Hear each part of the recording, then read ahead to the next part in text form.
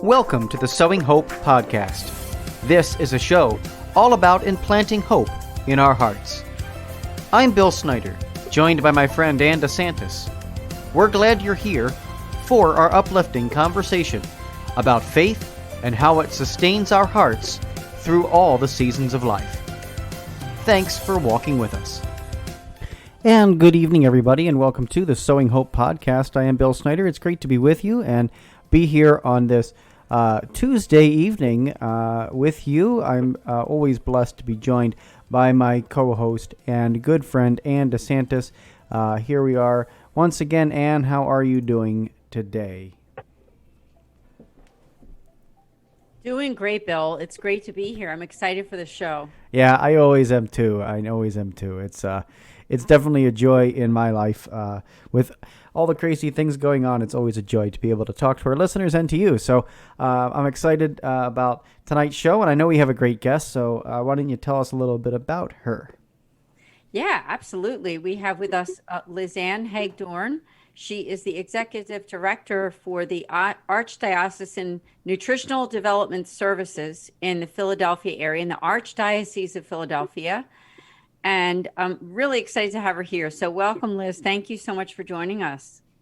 Thank you so much for having me. I'm really honored to be here with you. Yes, likewise. And you're doing amazing work. And you were introduced to me through the Catholic Charities Appeal, as I am a board member, and was hearing so much about the great work that you are doing through the nutritional development services that you are the executive director for in our archdiocese. So why don't we start out with, if we could, your own faith journey, anything that you want to share. I know that you're originally from the Philadelphia area and that you're a native Philadelphian from the Immaculate Heart of Mary Parish, and you grew up in Roxborough, and that you're the sixth of 7 children. Let's start there. Yeah, that always in itself says a lot about someone, I think. Yes, I grew up in the Roxborough area, was educated in Catholic elementary school and Catholic high school, and I went to a Catholic college. Wonderful parents, very faith-filled and service-oriented parents. And I just wanted to take all the wonderful things that I had in my life and wanted to share that with those who do not have the same. So that's really where my drive comes from, to be in this kind of work. I've been with Nutritional Development Services since I was an intern at St. Joe's University. And I got a full-time job here and never left. And it is the work that keeps me here, that inspires me every day. I'm really glad, and it's a blessing to do something that you really love. And I guess that's why I'm doing it for so long. Yeah, I thank you so much for the great work that you're doing. And I will admit, I'm looking at an article about you and your role there from CatholicPhilly.com. It's from a few years back. But it says that your sense of social justice was nurtured at the former Ravenhill Academy, which was conducted by the Religious of the Assumption, and you represented her school at the 1975 beatification of the now Saint Marie Eugene Melleray. I hope I'm pronouncing that correctly. The congregation's foundress. So tell us more about that as well. Oh, yeah, that was really exciting. When I believe it was a sophomore in high school, Mother Marie Eugenie de Melleray was to be beatified. And I was chosen by the students, among the students, to represent our school at the beatification ceremony in Rome. The Religious of the Assumption are an international order, well known in Europe and in the Philippines and other parts of South Asia. And their American province was not that big. However, the experience was incredible.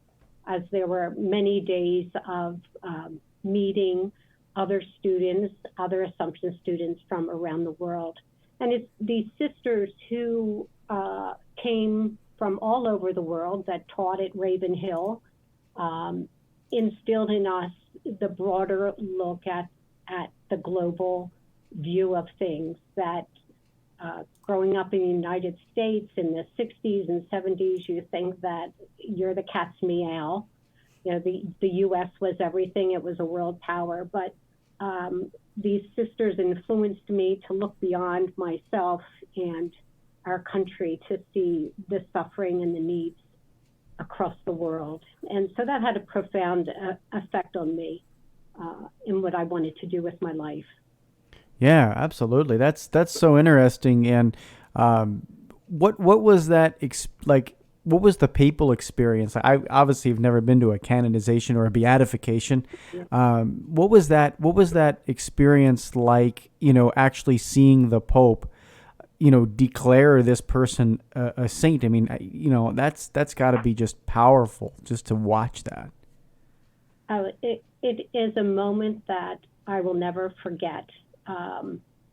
In St. Peter's, they hang a picture of the person to be beatified from part of the wall.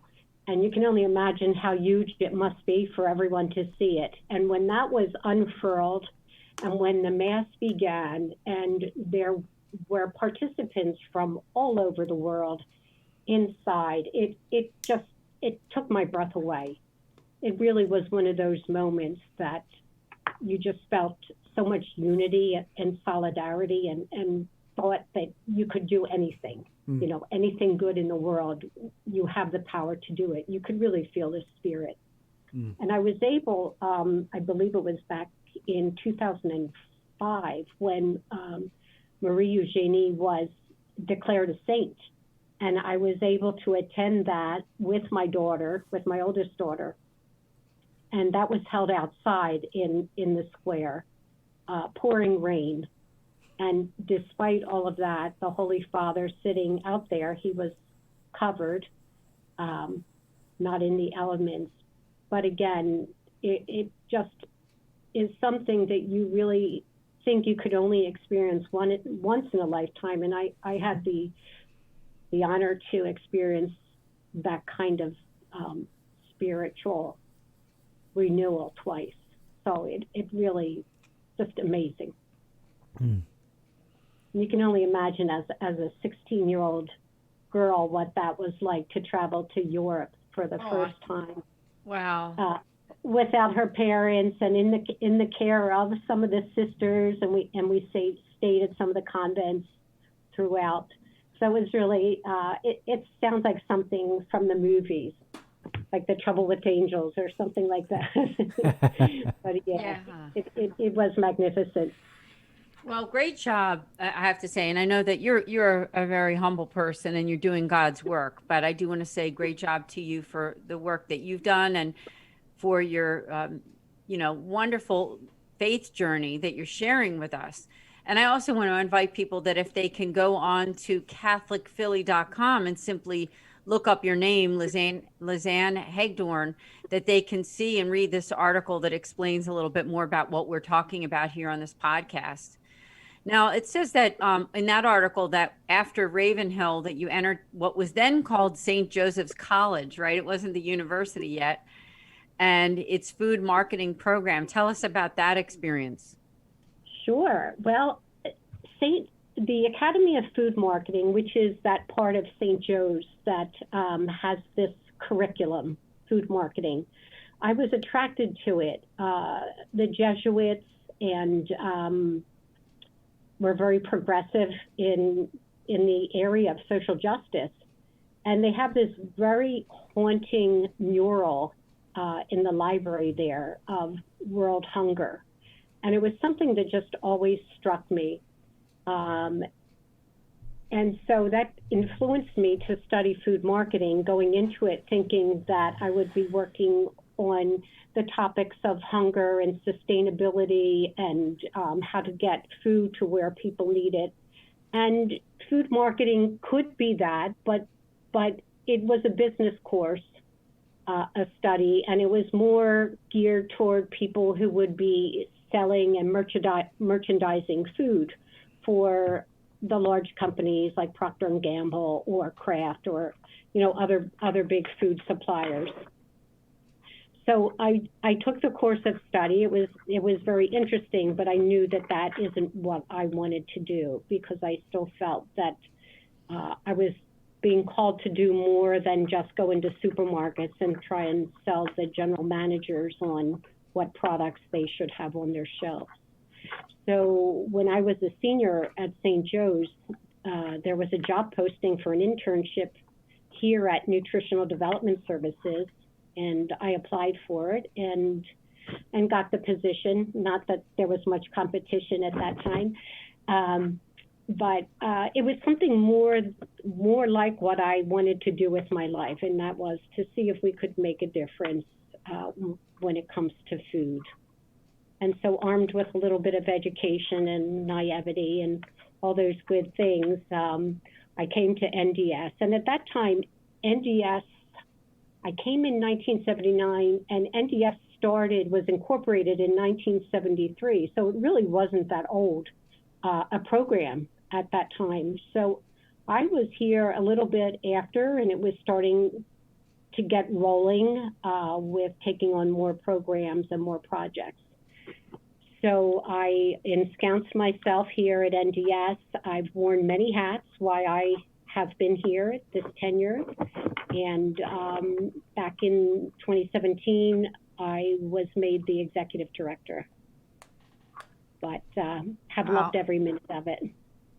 Amazing. Wow, you had quite a journey. And I'm reading here about you that it says in the same article that I'm referring to on Catholic Philly, that your role has been behind the scenes in such necessary matters as administration, accounting, and regulatory compliance. Wondered if you could talk a little bit about those areas. Sure. Well, when I came on to NDS, I was assisting with the business end of things with the accounting, though I did not have an accounting degree at that time. And I eventually took over the finances. And during this time, NDS was growing. Every year, it was increasing its reach in the communities and in the number of people that it served. And primarily, NDS was founded to assist people to have access to food, especially children. And one of the biggest programs that NDS runs today and has run for a long time are what are called the child nutrition programs. These are federally funded programs that come out of the United States Department of Agriculture, are administered through the state of Pennsylvania, and sponsors like NDS are entrusted to make sure that children in different locations, schools, child care centers, after-school programs, residential child care centers, and even shelters have access to meals that meet certain requirements. So we are a conduit for federal funds to make sure that those in need, especially children, can get the food that they need to grow and to develop. So I have run programs. I have all along, I pretty much have been in the back room doing the accounting. And with federal programs, there's an awful lot of compliance and regulation that must be met as part of taking receipt of the federal dollars. So that sometimes becomes larger than life.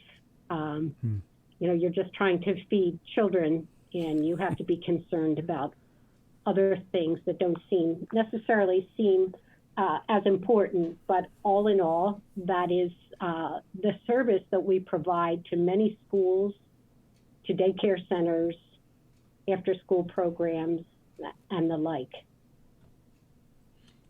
Yeah, I love to hear the work that you're doing, because, there's nothing really more important than getting those basic needs met, right? I mean, Exactly. Just as it says in the book of Matthew 25, which I always refer to that, is that, the idea of that feeding the hungry, giving drink to the thirsty, clothing the naked. I mean, that's exactly what you're doing, especially when it comes in terms of the feeding, right? Yeah. And you have such great experience now. In looking at this article again, I know that you went to St. Joe's College, now university, right? But then Right. after that, you attended,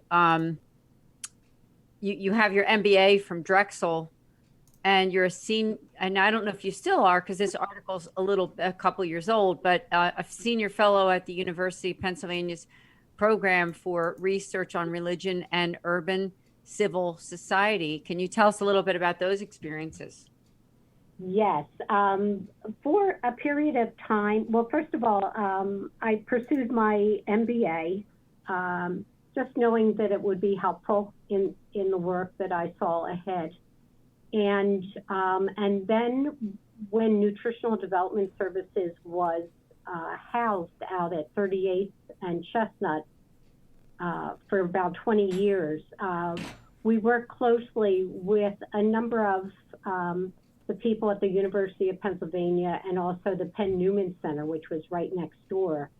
And they became very involved in all of the work that not only NDS, but the Catholic Church does on behalf of the community. And so for a period of time there, I was a fellow as part of the Fox Leadership Program there at the University of Pennsylvania. There are some wonderful professors there who really recognize the value and and you could say value and also dollars that the Catholic agencies like Nutritional Development Services actually put into the communities to help folks. And so trying to quantify that was part of a project. So it has been a wonderful experience, and in exchange for that, NDS has gotten every summer a couple of interns from the University of Pennsylvania who help us with our summer program. And like always, young people bring a lot of vigor and a lot of great ideas. So we're very grateful for that relationship that still exists today.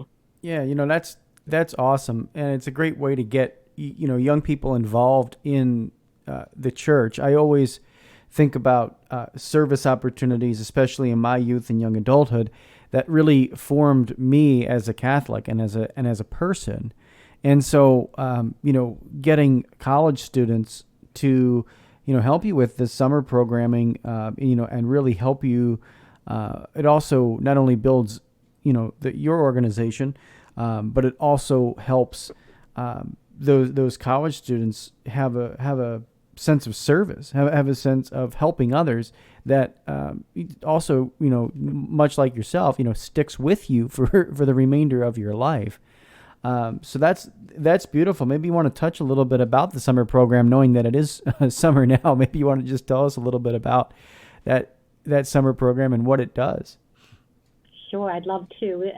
When I started with NDS, the summer program was one of my favorites. We've been running it, I think, since maybe the late 70s.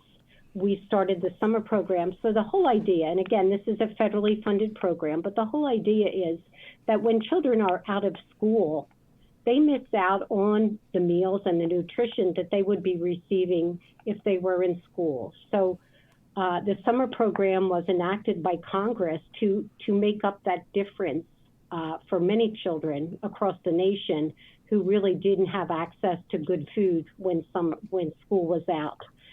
So at one point, NDS, well, even today, COVID has really managed to upend a lot of things. I think we're starting to go back to normal. But prior to COVID, NDS sponsored close to 400 different feeding sites out within the Philadelphia 5-county area. we would deliver meals out to our partners there. Our partners could be Boys and Girls Clubs, YMCAs, churches, community groups, someone who is interested in just feeding children on their block, Bible camps, any type of organized group. We would work with them to make sure that they could get breakfast and lunch or lunch and a snack for the children that come to them for programming. Since COVID, things have been different. However, we are still supplying partners in the community with meals where children or parents could come and grab and go. They could get 7 breakfast and 7 lunch to go and take it home and have it for the week. And we're starting to see the summer camps start back now with the vaccine rolling out and people feeling more confident about having their children out with other children and adults. So that's what we do in the summer. And of course, it's a lighter program in the sense that the regulations aren't as intense as they are in the schools and child care centers. The children get a terrific variety of food that meet the requirements for their vitamins, for their minerals, limiting sodium, trans fats, and calories. So it's just a wonderful service that we can bring to anyone.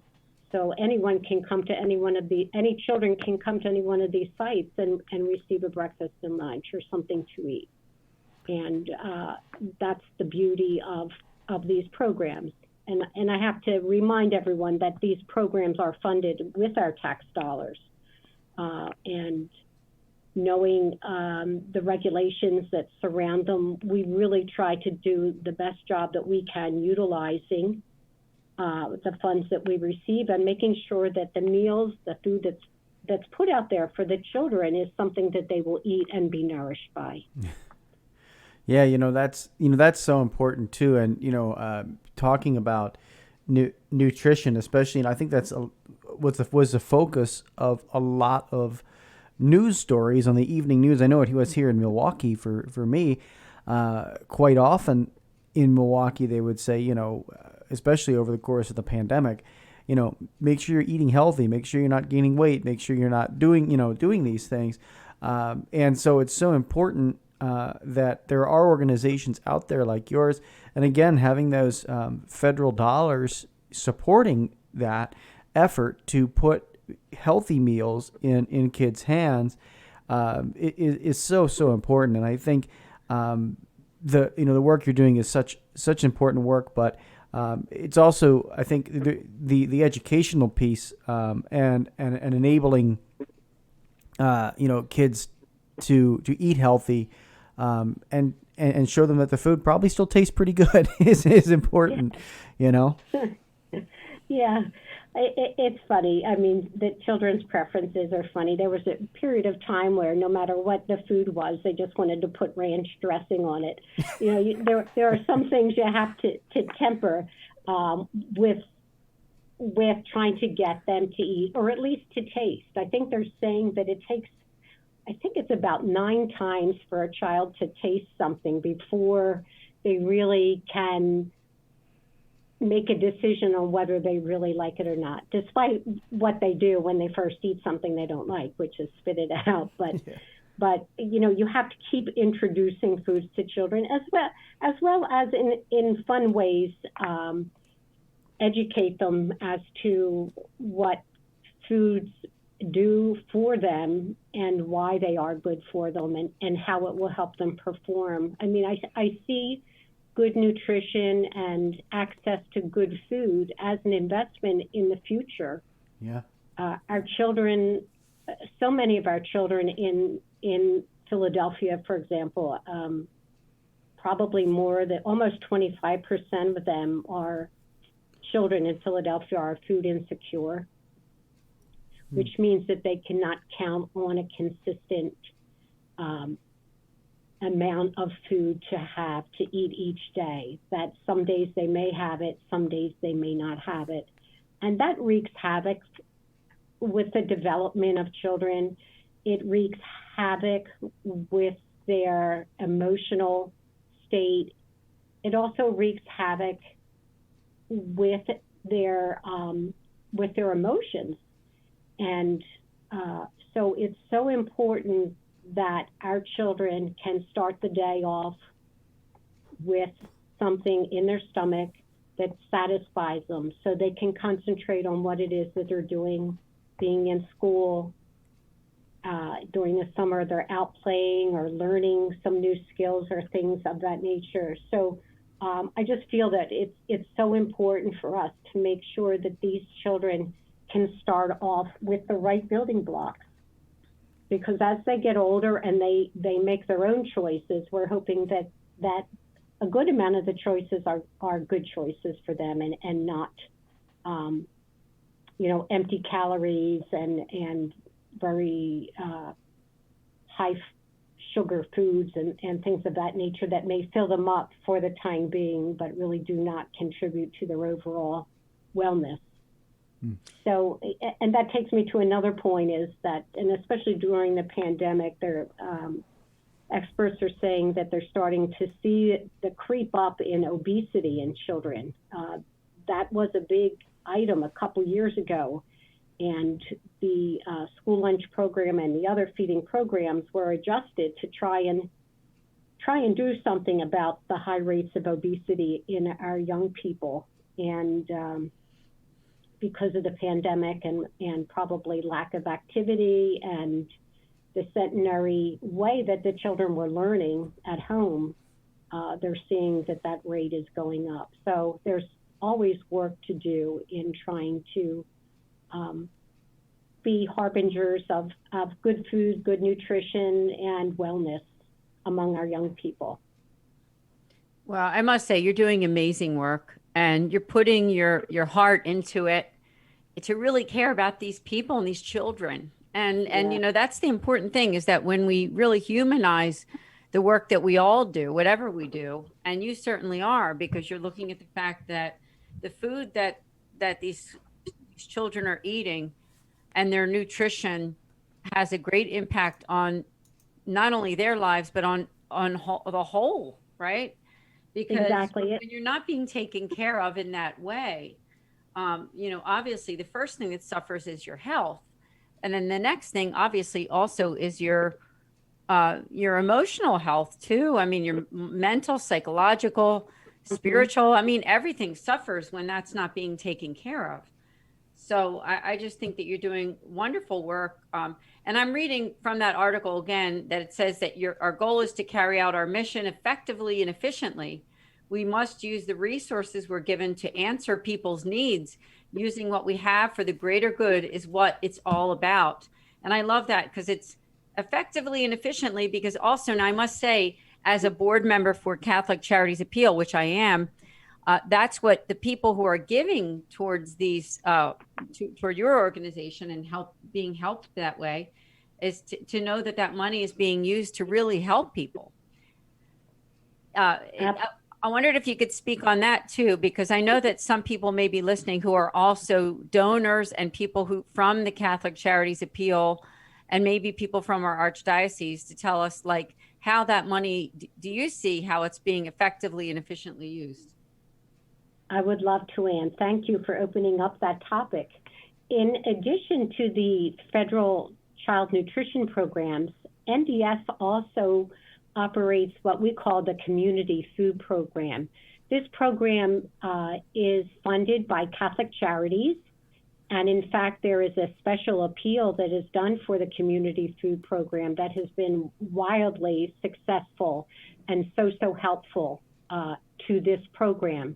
So not using federal funds, using Catholic Charities, using some Rice Bowl money, and also donations from people, we are able to purchase and to collect food that we supply to a minimum of 50 food cupboards throughout the 5 counties.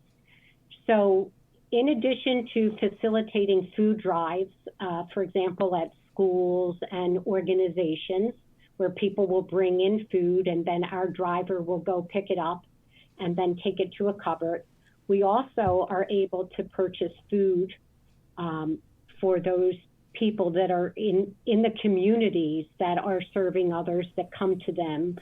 We have many Catholic churches and organizations that have food cupboards, and they can be anywhere from just a closet with food in it to a big room that has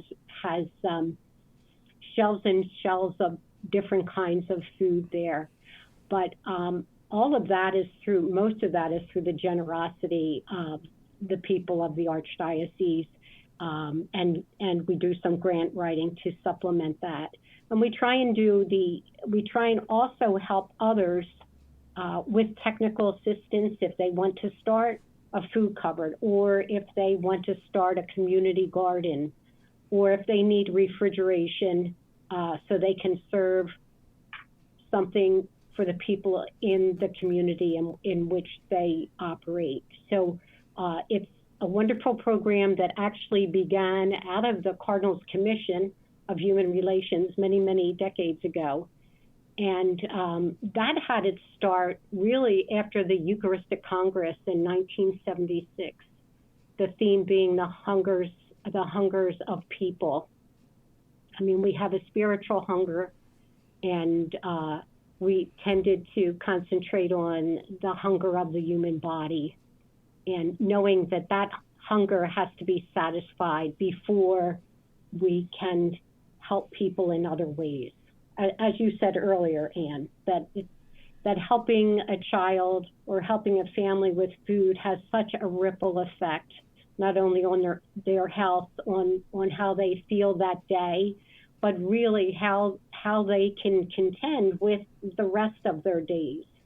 I can only imagine, and I think of this often, and I encourage people.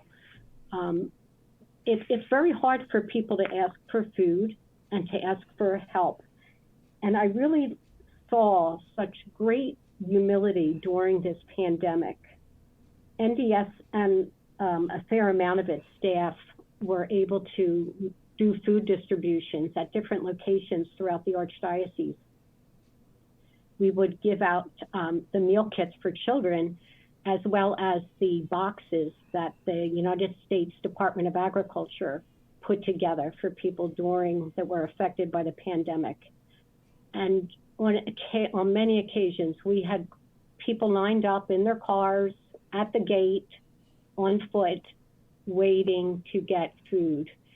And I mean, it was almost like, who am I? Because it could be any one of us who could have been standing at the gate or sitting in the car waiting for the distribution to begin. So it was humbling for me, and I am just so happy that people felt not embarrassed, but honored. We were honored that they came for our help, that they were the ones in need, but in a sense, they gave so much to us. I know that sounds a little strange, but when you know people who are coming through the line to get food, I mean, that's just tough to swallow. We know how hard this pandemic has been on families and individuals and elderly, especially the elderly, especially the people that can't get out to get food. So we have seen some wonderful, wonderful acts of kindness of community groups coming and getting 70 boxes of food for the old people that live in their neighborhood. People coming and getting food for families in the neighborhood. It was just really an unbelievable experience. And in all my years, I have not seen anything like that in my life, nor experienced anything like that. And it was an honor to serve in that way and to represent our church, because that's what we're supposed to do. If we have it, and even if we don't have it, we have to find the resources to get it to the people in need. And we were, as much as the pandemic was so difficult for people, it gave all of us Catholics an opportunity to to help one another. I have to say that the donations that we received during that time were unbelievable. I think the fact that people really were without food really touched the heart of so many people in the Philadelphia area. It was amazing. Yeah, I think of the scripture, just listening to you talk, I'm thinking of the scripture of James, right? The letter of St. James, chapter 2 and verse 16, or verses 15 and 16, where it says, if a brother or sister is poorly clothed and in lack of daily food, and one of you says to them, go in peace and be warm and filled, without giving them the things needed for the body, what does it profit? So faith by itself, if it has no works, is dead. And I just reflect on that, and especially as you were talking, because I think that the it's so important that you just can't, as you mentioned, you have to feed the body before you can, draw somebody closer in their faith, and it can be, just a simple meal can be an invitation for somebody to grow deeper and go beyond. When you think about all the different people that you've shared a meal with in your life, we think of our family and, Thanksgiving or Christmas.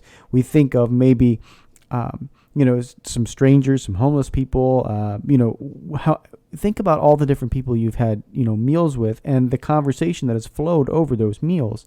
Now I know that, what you're doing is a little different than having, long sit down meals with people and things like that. But the reality is that, being able to provide that and for people to recognize and see, okay, you know what? These people care about me. They care about my body. They care about my well-being, and that can often lead to a greater faith just because of that. And so I just really I really commend you for what you're doing. But I was just reflecting on that as you were talking, because I think it's so pertinent to what exactly you are doing, and it's a good reminder for all of us that we have to put our faith into action. Yeah, we have to put our faith into action, Bill. Well said. And Liz, thank you for all that you've shared so far on the podcast. And I think it's just a wonderful thing. I'd like to make a shout out to people who are listening to this podcast who are thinking about wanting to make some kind of a donation to a nonprofit. Well, being here in the Philadelphia area, as Liz and I are, Bill is a native of Philadelphia, but now lives in Wisconsin. The Catholic Charities Appeal is really doing exactly what you're listening to on this podcast. They're helping people to get the food, the resources, and the help that they need. So I just think it's an incredible thing of what you're doing, and serving the children and others in need with healthy food-related resources. And it is a beautiful thing that you're doing, and through the work that you are doing with NDS. Is there anything else that's going on within your work that you would like to share with those who are listening, that they can check out either online or that they can get more information? Sure. They could come to our website, which is a long one. It's www.Nutritional Development Services, to find out more about what we're doing. And of course, I am always available at 215-895-3470 if anyone has any questions. I think it's so important to be available for people. I would like people who have made donations or who are thinking about donations to know that we try and use them for what they're intended. We try to be very transparent, and I would say that we're pretty much a pretty lean machine here as far as expenses and things like that. But I think that's good. That's a good thing. We know what the intention is of people that donate food to us or donate money to us. I just going back to what Bill said, I mean, Bill, you're absolutely right. Even though during those food distributions where we may have served 500 people or families, it is an invitation to the table in a way. I never even thought of it until you said that. It is a way of welcoming people in, saying, you know, here's something that we can share with you. And I'll be up front and say that it was not ours, but we are just God's hands. We are the Archbishop's hands to get food to where it is needed. And we are not the be all and the end all in that area. There are many other activities of the Archdiocese that do fabulous work in the area of food and food insecurity and feeding, and other agencies as well. And we try to work with all of them so we can make sure that there's not duplication of services, or that we can really stretch the resources that we have. But it's just it's an amazing arena to be in, and really, I've been in it for 40 years now, and things have changed. A lot of things have changed and become much more sophisticated, and you know, a lot of these programs were started back when they were still hippies, and you know, the intention is still the same. It's to love God, and it's to love people. And how do you love God? You love God by doing for others. And I agree with you completely. And it's a good point, because, you know, when we're Catholic, we can say all our prayers, we can do all the right things, but this is the part that we really need to participate in if we really are and truly Catholic, because God is telling us that we need to help to feed the hungry, give drink to the thirsty, clothe the naked, and all the corporal and spiritual works of mercy. right. So I just congratulate you, because I know this is your life mission. Yeah. And that's a beautiful thing. It really is. And I know you don't give yourself the credit, you give God the credit, and you're just doing wonderful work. Bill and I are honored to have you on this podcast, Liz. I just want to say that, and the work that you're doing. And if there's would you have any other words of advice for people who are kind of like on the fence regarding giving? Because sometimes people, when they're in terms of wanting to make some kind of a donation to a nonprofit, they're hesitant because they're afraid that the money that they're giving isn't going to go directly to the cause. I wondered if you had anything to say on that end.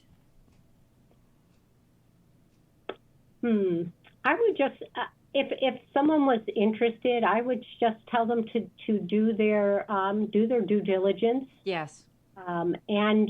And as I said, I mean, if someone calls, I've had calls of people who said, I've gotten this stimulus check, and I'm thinking of sending it to you. What can you tell me? And I would take the time and be frank with them. I mean, people have been so wonderful, I think, across the board during the pandemic with their generosity, not only to us, but to other organizations that are helping people who are suffering. So I would say, you know, do what's comfortable for you, and hopefully in the end it will all work out. I truly believe that. I truly believe that the Holy Spirit has guided this office from its inception. And in difficult times, we have come through somehow, some way. So I don't know if that helps anyone who's... No, that's great, Liz.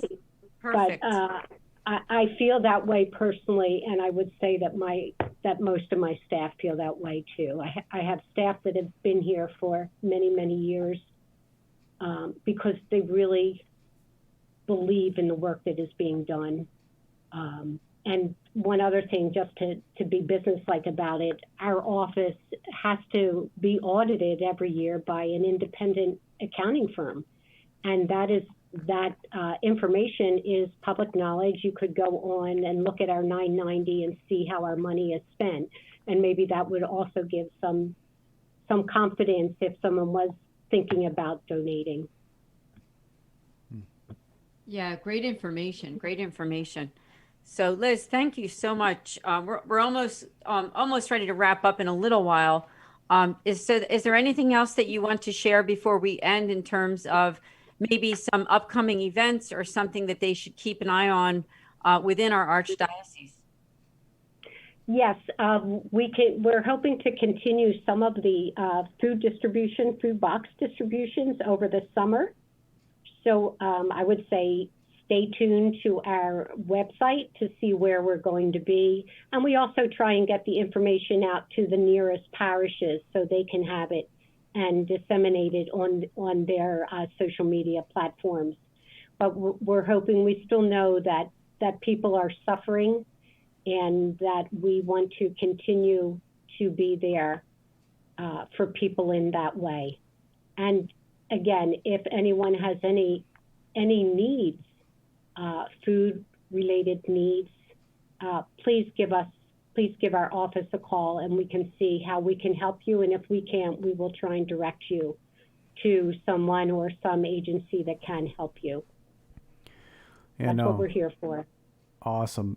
Liz, thank you so much for coming on and sharing with us, for just your faith, your life mission, your work. It's truly been a pleasure, and I certainly wish you not only the best of luck, but I hope that God's grace is all over it. I know His grace is all over the work you're doing. So may He continue just to bless that work and lift up many people through it. And as you have a wide impact on people in the greater Philadelphia area, I encourage people to reach out. Give us the website one more time, Liz, so that people can reach out to you. Sure. It is www.nutritionaldevelopmentservices.org. All one word. Awesome. And we also can be found on the website of the Archdiocese of Philadelphia. Okay, great. Nutritional Development Services, folks, please go and check it out. And to mention, as we also wrapping up here, I do encourage you all. You may have seen the ad at the beginning of the program for the Catholic Marketing Network. We are thrilled to be able to tell you that we are going to be, Ann and I are going to be at the Catholic Marketing Network in Schaumburg, Illinois, which is a suburb of the Chicago area, to be with a whole bunch of different organizations, Catholic organizations. It is an amazing conference.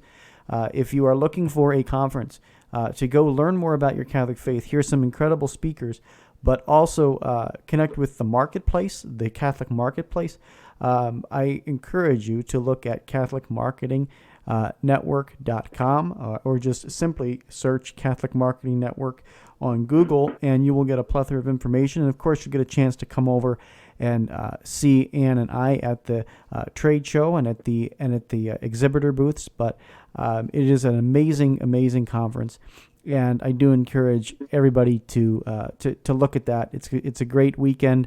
Or it's not a weekend, it's actually in the middle of the week. So it's July 27th through the 29th, which is a Tuesday, Wednesday, and Thursday, just about a month away now. So if you would like to sign up for that and join us and meet us in person, know that we have some exciting stuff coming up for our people there. Our new book should be coming out as well. But Liz, thank you so much again, and look forward to maybe talking with you again, because you just have a great journey of faith and doing great work. So thank you again. Thank you, Liz, from me as well. Thank you, Ann. Thank you, Bill. It really has been an honor. God bless you, and God's richest blessings to you as well. Amen. Well, folks, until next time, which is this Thursday at 6 o'clock p.m. Eastern Time, we encourage each and every one of you to keep fighting for your faith, and, as always, beating to your Catholic hearts and sowing hope into those broken hearts out there in our world. I'm Bill Snyder. Thank you so much for listening. Thanks for listening to this episode of Sowing Hope on Patchwork Heart Radio. For more information about this podcast and our ministries, visit our websites patchworkheart.org and andesantis.com. You can also follow and interact with us on Twitter at PWH Ministry or Andy Santis 2.